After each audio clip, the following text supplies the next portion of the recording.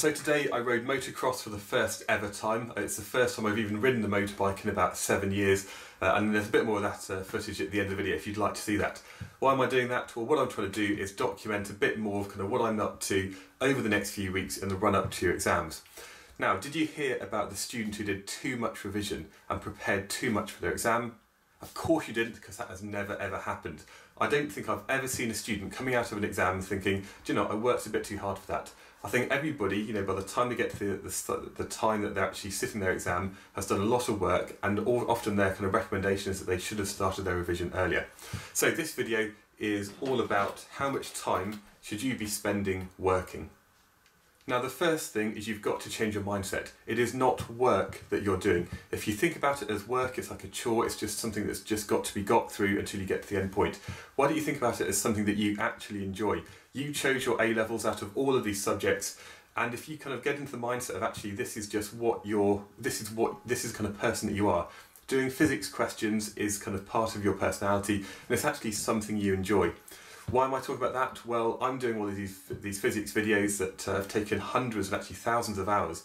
And when I was thinking I've got work to do, I kind of didn't enjoy it. When I actually enjoyed the process of making it about learning new things, about thinking about ways to explain it to people like you, it suddenly became less of a chore and more like a hobby, you know, something I enjoy doing. So try and change your mindset. Don't see work and actually doing questions as a work and a bad thing, but think about it as just something that you enjoy doing.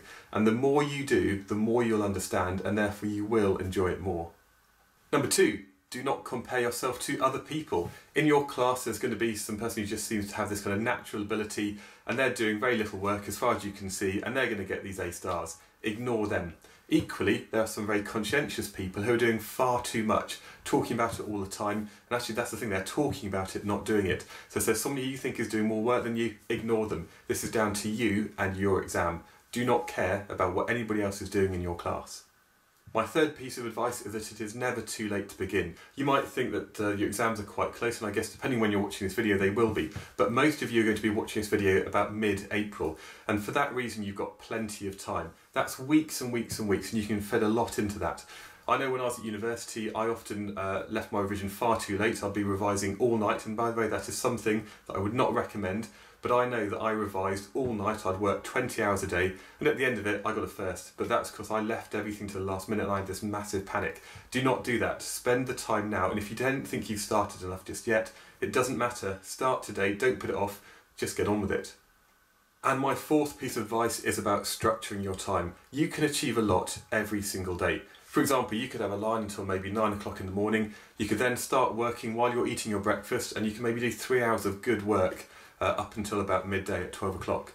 12 o'clock, you know, have a couple of hours off. It's hopefully going to be sunny. Go outside the house, away from the room. Don't just sit there playing on your phone or playing on the internet in the same place you're working. You've got to have a physical break from that place where you're actually doing this physics work.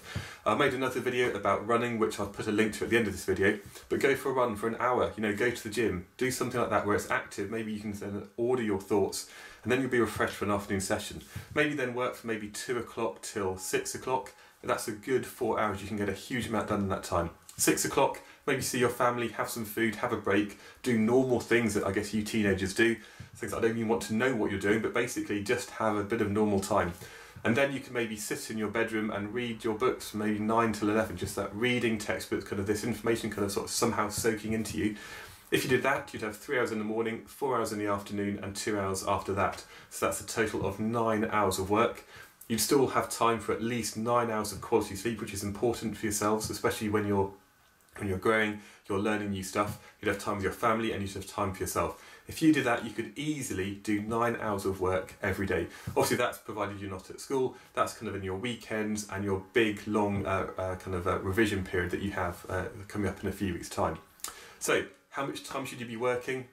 It's up to you. I've got no advice about what you should be doing, but I'm saying that if you structure your time, you could easily be doing 9 hours of work a day. 9 hours of work a day across all of your subjects would really, really improve your chances of understanding the work, and therefore you then start to enjoy it more. And if you enjoy it and you know what you're doing, you're going to do better in the exams this summer. So that's it. I'm going to go and ride a few more motocross bikes. Thank you.